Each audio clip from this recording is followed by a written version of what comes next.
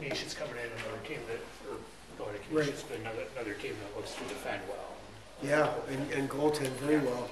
I'm looking at their games from the year, and it really seems to be a pattern. They've played Western Michigan on the road. They've played Minnesota on the road. I think they played Clarkson at home and had a little bit of success there. I know their coaching staff a little bit. They're going to defend hard. They're right in the middle of the pack in their league, and it's above 500 in their league. I do think we'll have some opportunities. We haven't been a team that's proven to be a goal-scoring team or prolific at it anyway. We need to win the special teams battle in situations like this, just like we did against Niagara this past Saturday. And we need to be opportunistic around their net. There's no doubt about it. But we also need to have a bunch of pucks and crash in net and just real purposeful with what we're doing around their net. What else can we expect out of Niagara? Out of Canisius? Well, again, I don't think they have a whole lot of fear. I don't think I'm not saying they don't respect their opponent. I'm sure they do, but just like Niagara, I don't think they get caught up in what league they're playing against or who they just play. That sure seems to be again, looking at their season, we've only had a couple of games on tape, but even the games they've lost, they've been right in the middle of it. Every game's close. I think you can expect a real hard effort and a focus that we're looking forward to beating anyone we play. So we have to be ready to go. There's no doubt about that. I think it's not for us. We don't get too worried about who we're playing or when either. They don't happen to be league games, so they're not counting in our standings, but they all mean something to us. And it's another opportunity to play a game, so we're looking forward to it.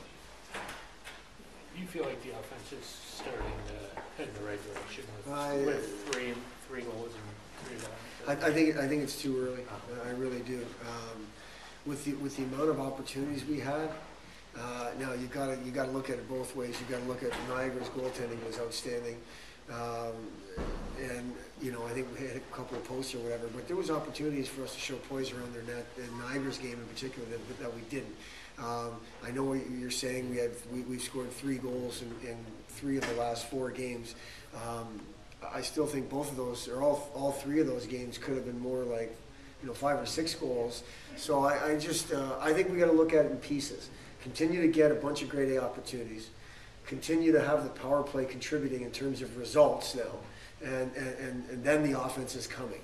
But it's not anything more than that.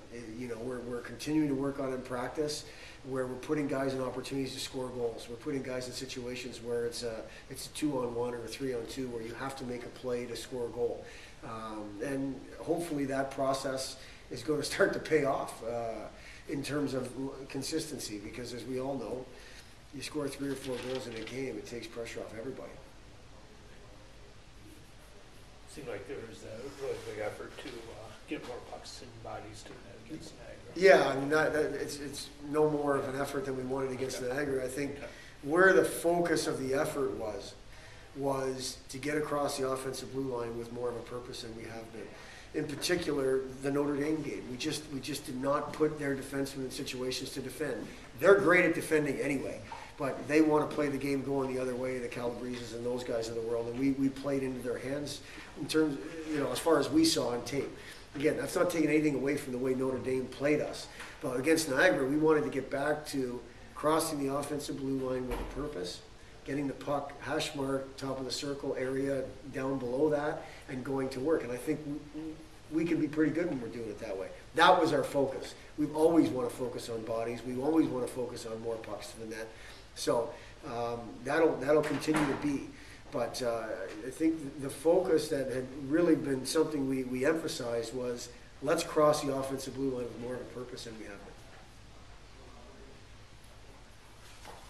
With the short turnaround on the Michigan game, will we see Tommy Burke this weekend? Going into the weekend, that's definitely part of the discussion. I mean, I think that's a lot of work to ask Hammy. Going back in league play, with obviously that game at Michigan being huge for us getting, back at that. So it's a discussion point for sure that give them, probably play Hammy Saturday and then talk about potentially Tommy or Scott on Sunday.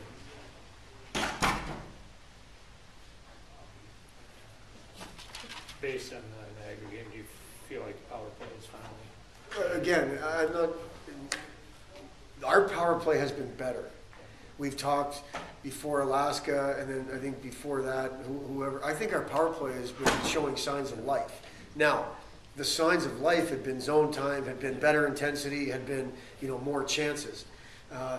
What the demand started to be now was results. Okay, we're getting the intensity, we're getting the zone time. Let's start getting results now. And that's going to continue to be. We had a power play goal against Notre Dame. We had 2 power play goals against Niagara. We're nowhere near out of the woods. Power play will always be a work in progress. Our guys know how big special teams are. The emphasis for the power play has been on results. And as of late, and I mean really short term as of late, it's been showing more results.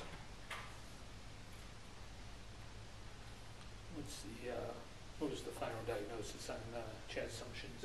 It was an ankle sprain, but I don't think it was as bad as the initial feeling. He really looked like he was in some serious pain on Saturday. Now he hasn't practiced, but I don't think he's ways away from practicing. I don't know that yet, but I think all in all it was a better diagnosis than what we were expecting. You expect him to practice this week? No, not this week. But again, I don't expect it to be an extended period of time that he's out. Then will we see Tate this weekend? All indications are he's going to be in the mix to play. He's practiced hard. Today was a hard day.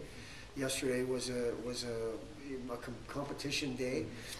He's strung together 5 practices, with the last 2 being kind of bang and crash days. And he seems to be okay. Knock on wood. We're going to continue to take it slow, but tomorrow and Thursday are going to be more system type days. So hopefully he'll be in that discussion come Friday about playing Saturday. And Ted Pledge still? Ted Pledge is 100% as far as we can tell. I don't know if it's ever going to be. I guess I shouldn't say 100%. He's as close to 100 as he's been. I don't know if he'll ever be out of his mind right now. I just, it's something that's been nagging him. But he's been in the mix the last few days and been in color skating. And again, he's in the discussion. With Ted and Brian, will they not be 100% healthy till the season's over? I don't know that. I don't know that. I sure hope they're both going to. I don't want them to take setbacks where we're a couple steps forward, and now both of them have taken 3 or 4 steps forward. Hopefully we're not going backwards with them. I don't know that. I don't know that. And then with Jake Sloat, any timetable for? No, I mean, as far as I understand, you're going to have a chance to talk to Jake yourself, so you're going to get it from him. I mean, he's been out there skating, and like we talked about when he first got injured, he's going to do everything within his power to be out there as quickly as possible. There's just going to be some limitation to that. And he's, as far as I can tell, talking to our training staff, that he's on the path he's supposed to be on. Where are you guys leaving for Canisius? We're leaving midday, early afternoon. On Friday, sorry, yeah, Friday. Will you skate there? No, we won't. We won't. We won't. We'll skate here. We got lots of ice here Friday morning. We'll skate. We'll get on the bus. The guys will get themselves some lunch. We'll get on the bus and get there for dinner, and then we'll play Saturday at noontime. How does the noontime change the routine? Well, it changes it on the game day, but both teams are dealing with it. Instead of having 2 meals before they play, they have 1. So I'm not too worried about it. Why are they playing the games at noon? As far as I can tell, ice issues. I think there's just conflict that day on the rink. From what I understand, it's not their rink. It's at Buffalo State, and there's lots going on that day. So we got the noon slot both days. It's getting there. It's definitely been a process, but slowly but surely, every day, it starts to feel a little bit better. Definitely way better off than I was 12 weeks ago. Getting there. If you had to put a percentage on it? I mean, it's tough to tell. I'm limited with a couple things out on ice. Still limited with a little bit of range of motion, but I think I'm getting pretty close. hopefully sooner than later. I mean, it's a tough thing to talk or really diagnose, because if it happened to you, it would be different for you than it would be for me or anyone else for that matter. Are you able to do most everything a defenseman would do right now? I'm getting there. I mean, from getting back skating pretty hard right when we got back from break to today, I think I've improved day and night. So that's been good. Starting to get, just by being on the ice, more motion and getting better at skating and getting everything. You feel like you're getting better every day? Yeah, I mean, the first week, last week, it was pretty sore. The first couple of days I was on it hard, and this week it's been feeling better, and so that's been good. When did you first get back on the ice? Whether it be on your own or? December 15th, I think it was, at Notre Dame, the morning of the Notre Dame skate, just real light. And then, like I said, since been back from break, trying to hit it a little bit harder and get in as many drills as I can without putting myself in that bad spot. What's the first half been like for you, not being able to play? I mean, it's been tough. I can't deny that. Obviously, every single guy on this team wants to play. That's why we're here, and that's what we love. So, it was real tough at first. In the first week, when you get the realization that you're gonna be playing for a while, it's tough. But we've had a great support system, whether it be the guys or the training staff and coaches. In the weight room, Kenny's been great. In the training room, Dan's been great.